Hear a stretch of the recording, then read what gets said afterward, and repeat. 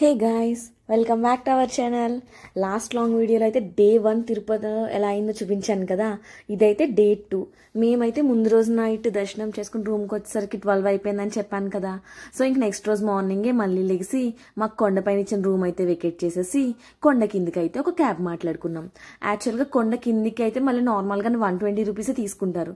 But మేమేం చేసామంటే కొండ కింద అయితే ఇంకొక 6 ప్లేసెస్ ఉన్నాయి, అవి కూడా కవర్ చేద్దామని మేమైతే క్యాబ్ మాట్లాడుకున్నాం. సో ఆ రోజంతా 6 ప్లేసెస్ అయితే మంచిగా కవర్ చేసాం. మేము యాక్చువల్గా ఒక 3 days ట్రిప్ వేసామండి, అందుకని మంచిగా తిరుపతి చుట్టుపక్కల ఉన్న అన్ని ప్లేసెస్ అయితే కవర్ చేసాం. సో మీకైతే ఈ వ్లాగ్ చాలా యూజ్ అవుతుంది. ఈ ఇన్ఫర్మేషన్ అంతా మీకు నచ్చినట్టయితే నా ఛానల్ అయితే సబ్స్క్రైబ్ చేసుకోవడం మాత్రం మర్చిపోకండి. ఈ క్యాబ్ డ్రైవర్ అన్న అయితే మాకు ఎక్కడెక్కడైతే ఉన్నాయి ప్లేసెస్ అవన్నీ అయితే చూపిస్తున్నారు. సో కొండలా కిందకి దిగే దగ్గర అయితే ఈ ఆంజనేయ స్వామి అయితే గుడి కనిపిస్తుంది. ఈ ఆంజనేయ స్వామి అయితే చాలా ప్రత్యేకతం. ఇదైతే ఏకశిలా విగ్రహం అంట. జనాలు అలిపిరి మెట్లు ఎక్కేటప్పుడు అది కొంచెం దొంగతనాలు అవి జరుగుతున్నాయి, సో ప్రజలకు అందంగా ఉండాలని ఈ ఆంజనేయ స్వామిని అయితే విగ్రహ ప్రతిష్ఠ చేశారంట. ఈ స్వామివారికి ఇక్కడ గంటలు కట్టి సింధూరంతో అభిషేకం అయితే చేస్తున్నారు. ఇలా మొక్కుకుంటే స్వామివారు ఎప్పుడు మనకు తోడుగా ఉంటారని అయితే ఇక్కడ అందరు నమ్ముతున్నారు. సో మేమైతే ఇక్కడ దర్శనం చేసుకుని కొండ కిందకైతే స్టార్ట్ అయిపోయాం. వెళ్ళేటప్పుడు అయితే మాకు చాలా మంచి మంచి ప్లేసెస్ అయితే కనిపించాయండి. అవన్నీ వీడియోలో అయితే ఒక్కొక్కటి కనిపిస్తాయి, ఉంటే చూస్తుండండి. ఈ జింకను చూసారా? నిజంగా శ్రీరాముల వారు పరిగెట్టించిన ఆ జింకలానే ఉంది కదా, నాకైతే భలే అనిపించింది. ఇక్కడ నుంచి అయితే కొండ కింద ఉన్న ప్లేసెస్ అన్ని కనిపిస్తున్నాయి. సో తిరుమల నుంచి మనం తిరుపతికి అయితే స్టార్ట్ అయిపోయాం. సో ఈ వీడియోలో అయితే మీకు ఖచ్చితంగా డే 2లో డే 3లో ఏమేమి జరిగాయి, ఎంత బడ్జెట్ అయింది అన్నీ అయితే మీకు వివరంగా చెప్తాను. ఇక్కడ చూసారా, అది గరుడ్ మంతుడు అంతా అదేనండి.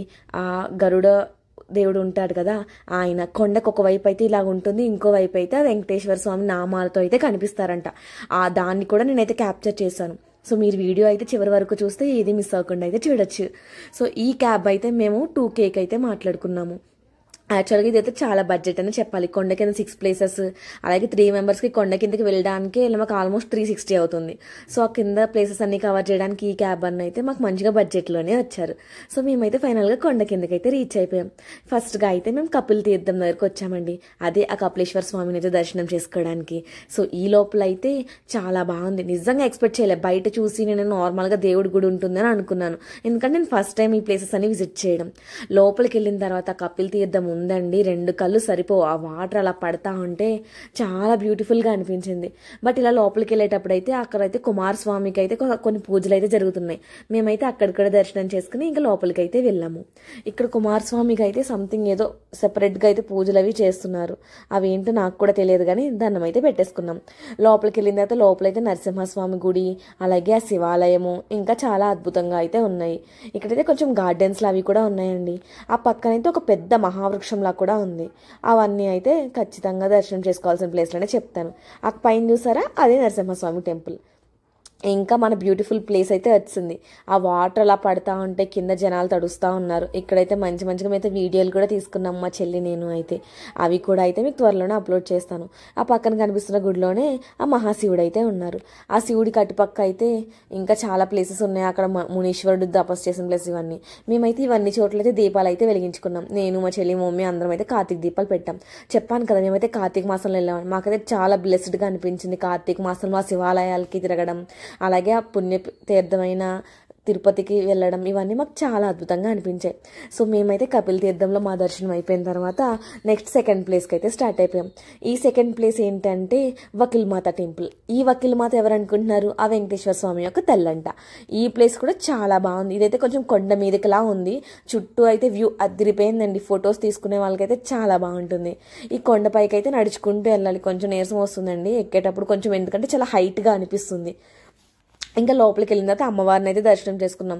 ఇదైతే 12కో 1కో కట్టేస్తారంట. సో మా క్యాబ్ డ్రైవర్ అన్న అయితే ముందే చెప్పి మమ్మల్ని ఇటు సైడ్ అయితే తీసుకొచ్చేసాడు. సో మేమైతే అమ్మవారి దర్శనం అయితే మంచిగా చేసుకున్నాము. ఈ అమ్మవారిని దర్శనం చేసుకున్న తర్వాత వెనక్కి తిరిగి అయితే చూడకుండా వెళ్ళిపోమని చెప్పారు.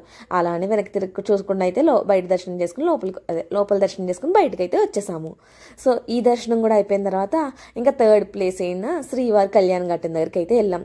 ఇక్కడైతే వీడియోస్ అవి అలౌ లేవు. సో జస్ట్ మేము కోసం బయట అయితే క్యాప్చర్ చేశాను. ఈ ప్లేస్ కూడా చాలా బాగుంది. ఇక్కడే స్వామివారి కళ్యాణం అయితే జరిగిందంట, అది కళ్యాణం గట్ట కింద అయితే ఉంది. సో ఇక్కడ కూడా లోపల అయితే స్వామివారి విగ్రహం అయితే ఉంది. ఆ విగ్రహాన్ని అయితే దర్శనం చేసుకుని మేము నెక్స్ట్ ప్లేస్కి అయితే స్టార్ట్ అయిపోయాం.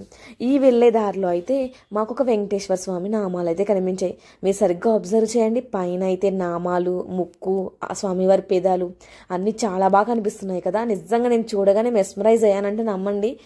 ఇంకా చాలా బాగా అనిపించింది నాకు, మనసుకి ఏదో ఒక బ్లెస్డ్ ఫీలింగ్ అన్నమాట.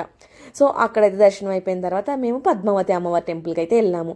అక్కడైతే వీడియో క్యాప్చర్ చేయడానికి ఛాన్సే లేదు. సో అందుకని మేమైతే అక్కడ అయిపోయిన తర్వాత గోవిందరాజ స్వామి టెంపుల్కి వచ్చాం. ఈ గోవిందరాజ స్వామి టెంపుల్ అయితే నాకు ఎంట్రన్స్ చూస్తుంటే లైక్ ఎలా అనిపించింది అంటే అరుణాచలం ఎంట్రన్స్లా అనిపించింది, సేమ్ అలానే అనిపిస్తుంది. ఇంకా లోపలైతే దీపాలు పెట్టుకుని ఆ గోవిందరాజ స్వామిని కూడా దర్శనం చేసుకున్నాం. ఇదైతే లాస్ట్ ఫైనల్ ప్లేస్ అనమాట. సో ఈ 6 ప్లేసెస్ కవర్ చేసేసరికి మాకు ఆల్మోస్ట్ ఈవినింగ్ 4-5 అయిపోయిందండి. సో ఈ దర్శనాలన్నీ కంప్లీట్ చేసిన తర్వాత మేము కొండ కిందకి వచ్చాం కదా. సో నెక్స్ట్ రోజు కూడా ఉంది మాకు అక్కడైతే తిరుపతి. మేము 3 days అని చెప్పాను కదా. సో కొండ కింద అయితే మాకు బస్ స్టాండ్ దగ్గరలోనే ఈ క్యాబ్ అనే మాకు ఒక రూమ్ కూడా చూపించాడు. ఆ గెస్ట్ హౌస్ అయితే తీసుకున్నాం. ఈ క్యాబ్ డ్రైవర్ అనే నెంబర్ అయితే మీకు ఇక్కడ డిస్ప్లే చేస్తాను, కావాలైతే కాంటాక్ట్ అయిపోండి. ఇంకా మేమైతే రూమ్కి వెళ్ళి ఫ్రెష్ అయిపోయిన తర్వాత నెక్స్ట్ డే వరకు మంచిగా రెస్ట్ తీసుకుని ఇంకా 3rd day మా జర్నీ అయితే స్టార్ట్ చేసాం. ఇంకా ముందు రోజుల్లో అయితే క్యాబుల్లో తిరిగాం కదా, ఇంకా 3rd day అయితే మేము బస్ ప్రిఫర్ చేసాం, ఎందుకంటే కొంచెమైనా బడ్జెట్ ఆలోచించాలి కదా. సో నెక్స్ట్ డే అయితే మేమైతే కాణిపాకం స్టార్ట్ అయిపోయాం. మార్నింగే రెడీ అయిపోయి రూమ్స్ తీసుకోవడం వల్ల బాగానే రెస్ట్ అనిపించింది. సో నెక్స్ట్ రోజు మార్నింగే ఫ్రెష్ అయిపోయి కాణిపాకం అయితే వచ్చాం. ఇలా బస్ దిగ్గానే ఎంట్రన్స్ అయితే కనిపిస్తుందండి. ఈ లోపలికి వెళ్తేనే మనకైతే కాణిపాకం వినాయకుడి గుడి అయితే కనిపిస్తుంది. ఈ వినాయకుడిని అయితే వరసిద్ధి వినాయకుడి ఇక్కడ కొలుస్తున్నారు. మనకు తెలిసిందే కదా స్వామివారు అయితే లోపలికి లోతులో అయితే ఉంటారని. ఇంకా ఇక్కడైతే చుట్టుపక్కల చాలా బాగున్నాయి ఈ ప్లేసెస్ కూడా అయితే మీరు విజిట్ చేయొచ్చు. ఇక్కడైతే నాకు ఒక బ్యూటిఫుల్ సన్నివేశం అయితే జరిగింది. ఏంటో చెప్పమంటారా? నన్నైతే పంతులు గారు పిలిచి స్వామివారికి అభిషేకించే పాలనైతే లోపల గర్భగుడిలో అయితే పెట్టమని చెప్పారు. నేనైతే స్వామివారిని చాలా దగ్గరగా చూసాను, ఆ వినాయకుడిని. నాకు చాలా బ్లెస్డ్గా అనిపించింది, నిజం చెప్తున్నా. అంత దగ్గరగా వినాయకుడిని చూసినప్పుడైతే అంటే గేట్ వరకే రాణిస్తారు కదా, లోపల వరకు వెళ్ళి చూడటం నాకు చాలా మంచిగా అనిపించిందండి. అండ్ నెక్స్ట్ మేమైతే రూమ్కి వెళ్ళిపోయి ఫ్రెష్ అయిపోయి 24 hours కదా, ముందు రోజు 4కి తీసుకున్నాం. సో నెక్స్ట్ రోజు 4 వరకే ఉంటుంది కాబట్టి 4కి వెకేట్ చేసేసి శ్రీకాళహస్తి అయితే వచ్చేసాం. మేమేమనుకున్నామంటే శ్రీకాళహస్తి నుంచి ట్రైన్ క్యాచ్ చేసేద్దాం అనుకున్నాం, రిటర్న్ ట్రైన్. ఎందుకంటే 3rd day నైట్ మాకు రిటర్న్ ట్రైన్ ఉంటుండే. బట్ ఏమైంది అంటే మాకు ఒక మెసేజ్ వచ్చింది బాంబే వెళ్ళినట్టు, మీరైతే తిరుపతిలోనే ఆన్ బోర్డ్ చేయాలి, లేదంటే మీ సీట్స్ వేరే వాళ్ళకి వెయిటింగ్ లిస్ట్లో ఉన్న వాళ్ళకి పంపిస్తాం అన్నట్టు ఒక మెసేజ్ అయితే వచ్చింది. ఇంకేం చేస్తాం, కంగారుగా అయితే శ్రీకాళహస్తిలో ఆ స్వామివారిని అయితే దర్శనం చేసుకున్నాం. ఇక్కడైతే ఆ శ్రీకాళహస్తీశ్వరుడు అలాగే జ్ఞానప్రసూనాంబికాదేవి అయితే ఉంటారు. ఆ ఇద్దరిని అయితే దర్శనం చేసుకున్నాం. అలానే వెళ్ళేటప్పుడు లోపల గుడి అవన్నీ అయితే మీకోసం అబ్జర్వ్ చేస్తాం. ఈ లోపల అయితే చాలా బాగుందండి. గుడి లోపల శనీశ్వరుని దర్శనం చేసుకోవచ్చు. అలాగే ఇక్కడైతే రాహుకేతు పూజలు అన్నీ జరుగుతున్నాయి. మీకు ఎంట్రన్స్లో టికెట్ కౌంటర్స్ ఇవన్నీ ఉంటాయి. మీకు ఎవరికైనా ఇంట్రెస్ట్ ఉంటే మార్నింగ్ 6 నుంచి ఈవినింగ్ 5 వరకు అయితే చేస్తారంట. సో మీరు ఎప్పుడైనా వచ్చి ఇవన్నీ అయితే చేసుకోవచ్చు.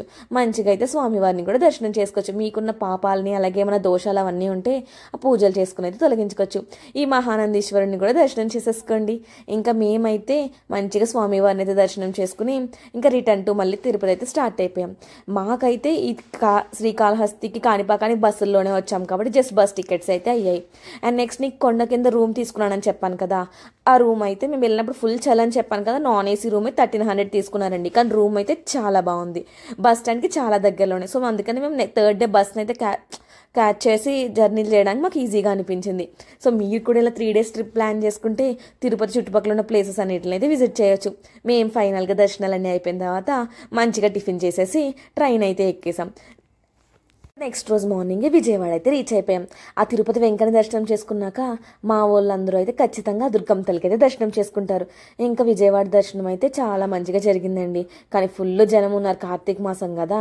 ఇంకా విజయవాడ దుర్గమ్మ తల్లిని కూడా మంచిగా అయితే దర్శనం చేసుకుని మేమైతే రిటర్న్ అయితే ఇంటికి స్టార్ట్ అయిపోయాం. నిజంగా ఈ 4 days కార్తీక మాసంలో అయితే చాలా బ్లెస్డ్గా ఫీల్ అయ్యాను.